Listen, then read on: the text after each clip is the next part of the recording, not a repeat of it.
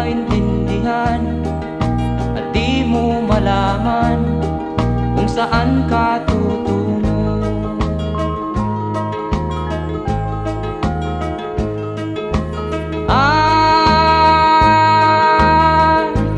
Kung nakamit mo na ang pangarap,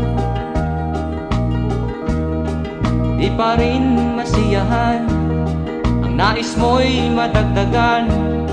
Limot mo na ang iyong pinagmulan.